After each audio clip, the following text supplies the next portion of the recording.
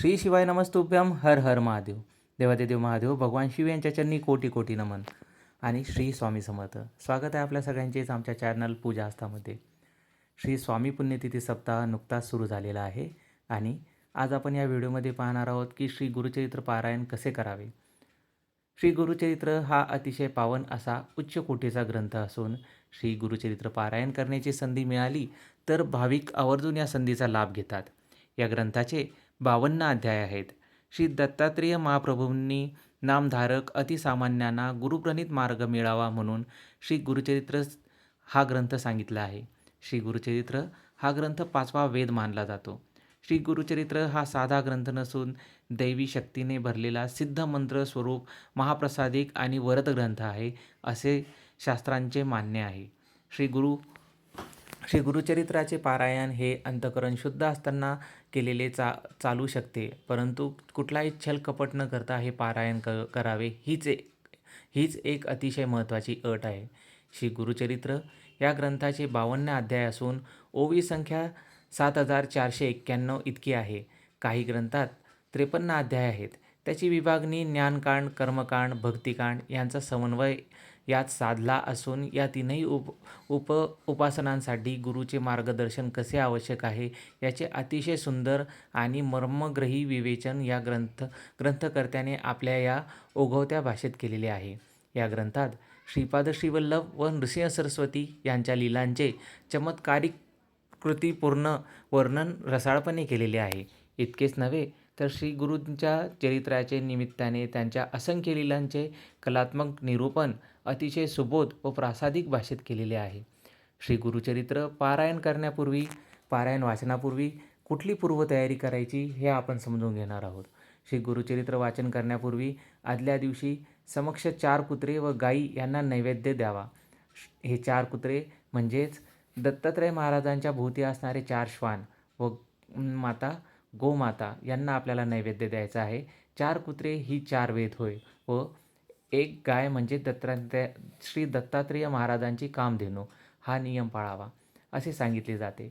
पारायणापूर्वी फुले, विशेषतः गुलाबाची फुले, त्यांचा हार, तुळशींच्या मंजुळांचा हार, सुगंधी उदबत्ती, धूप, कलश, विड्याची पाने, नैवेद्यासाठी पेढे किंवा अन्य काही, अष्टगंध, चंदन, अत्तर, रांगोळी अशा वस्तू, चौरंगावर पिवळे किंवा भगवे कापड, चौरंगाभोवती श्री दत्त महाराजांच्या आसनाभोवती रांगोळी काढावी. चौरंगास आंब्याचे तोरण बांधावे.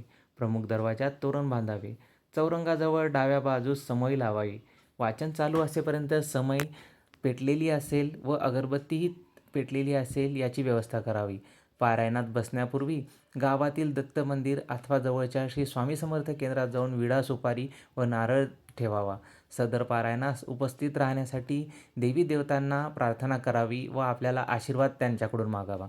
घरातील वडीलधाऱ्या मंडळींना नमस्कार करून पारायणासाठी आपल्याला आशीर्वाद घ्यायचा आहे आणि आसन ग्रहण करायचे आहे. सर्वप्रथम श्री गणपती अर्थोपशीस 1 माळ श्री गायत्री मंत्र, 1 माळ श्री स्वामी समर्थ मंत्र आणि श्री दत्त सहस्त्रनाम याचे पठण आपल्याला करायचे आहे आणि त्यानंतर श्री गुरुचरित्र पारायणास सुरुवात करायची आहे. श्री गुरुचरित्र पारायण वाचण्याची पूर्वापार पद्धत. श्री गुरुचरित्र पारायण सर्वप्रथम पहिल्या दिवशी 1 ते 9 अध्याय वाचले जातात. गुरुचरित्र पारायणात दुसऱ्या दिवशी 10 ते 21, तिसऱ्या दिवशी 22 ते 29 अध्याय, चौथ्या दिवशी 30 ते 35 अध्याय, 5व्या दिवशी 36 ते 38 अध्याय, 6व्या दिवशी 39 ते 43 अध्याय आणि 7व्या दिवशी 44 ते 53 अध्याय वाचले जातात. श्री गुरुचरित्र सप्ताह हा 7 दिवसाचे एक पारायण या पद्धतीने करावायचा असतो, परंतु 21 दिवस 3 पारायण, 49 दिवस 7 पारायण करायची देखील पद्धती आहे. 7 दिवसाच्या सप्ताहाची 8व्या दिवशी सांगता करावी. सांगतेच्या दिवशी सकाळी 10 वाजता श्री दत्त महाराज आणि श्री कुलदेवता तसेच श्री स्वामी समर्थ महाराज व एक श्री गुरुचरित्र ग्रंथ यांच्याकरता नैवेद्य मांडावा. ग्रंथांचा नैवेद्य गाईला खाऊ घालावा किंवा स्वतः ग्रहण करावा, मगच आपण भोजन करावे. श्री गुरुचरित्र वाचनाच्या कालावधीमध्ये सुद्धा आपल्याला नित्यसेवेमध्ये खंड पडू द्यायचा नाही. शक्यतोवर जमिनीवरच झोपावे, पलंगावर झोपू नये व एकभुक्त अन्नाचा आपण सेवन करायचे आहे. श्री गुरुचरित्र 3 दिवसीय वाचू नये. 1 दिवसीय पारायण फक्त दत्तधाम व राष्ट्रसेवेसाठी करावे. वैयक्तिक पारायण 7 दिवसाचे करावे. श्री गुरुचरित्राच्या निष्ठापूर्वक पारायणाने अनुभूतीपूर्वक साक्षात्कार येतात, तसेच सर्व मनोकामना पूर्ण होतात. या ग्रंथाचे वैशिष्ट्य हे आहे.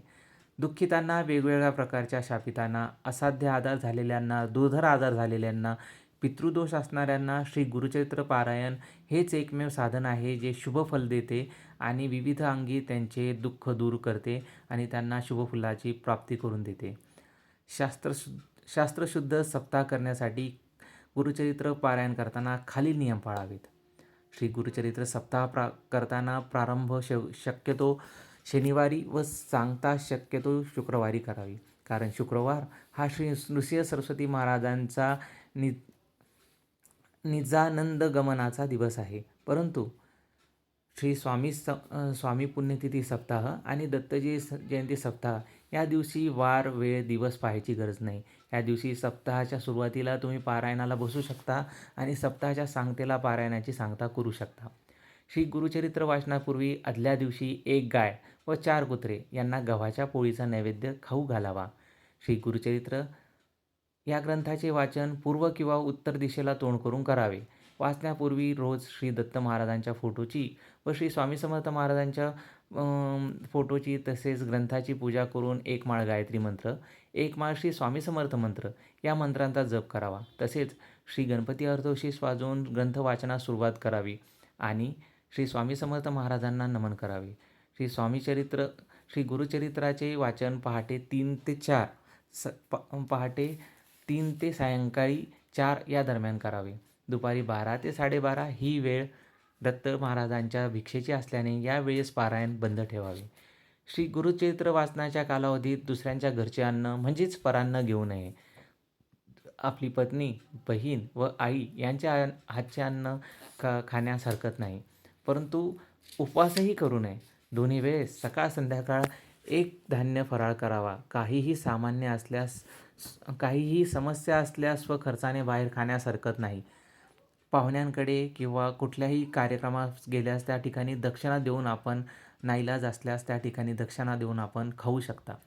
श्री गुरुचरित्र वाचनाच्या कालावधीत पुरुषांनी दाढी पाडू नये.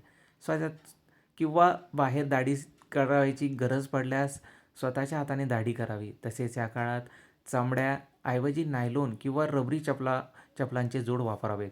श्री गुरुचरित्र वाचनाच्या कालावधीत संपूर्ण ब्रह्मचर्य पाळावे. श्री गुरुचरित्र वाचनाच्या कालावधीत सुतक असणाऱ्यांच्या घरी किंवा कुठल्याही अंत्यविधीस जाऊ नये. स्वतःच्या कुटुंबात जर सुतक आले असेल तर अशा वेळेस श्री गुरुचरित्र पारायण दुसऱ्यांकडून पूर्ण करून घ्यावे. ते अर्धवट सोडू नये. वेळोवेळी घरामध्ये व आपल्या शिवाशिवीच्या ठिकाणी गोमूत्र शिंपडावे. तसेच सप्ताह काळात रोज सकाळी व सायंकाळी नित्यसेवा करणे अतिशय महत्त्वाचे आहे. दररोज सायंकाळी श्री स्वामी समर्थ नामजप, श्री गीताई, श्री विष्णू सहस्त्रनाम तसेच मनाचे श्लोक व इतर नित्यसेवा करावी. या व्हिडिओतून आपल्यालाही श्री स्वामी समर्थ महाराजांची सेवा करण्याची इच्छा निर्माण झाली की नाही हे कमेंटमध्ये सांगा. तसेच व्हिडिओ आवडल्यास व्हिडिओला लाईकसुद्धा करा. चॅनलवर नवीन असाल तर आत्ताच चॅनलला सबस्क्राईब करा, म्हणजे आमचे नवनवीन माहितीपूर्ण आणि महत्त्वपूर्ण व्हिडिओ आपणास मिळत राहतील.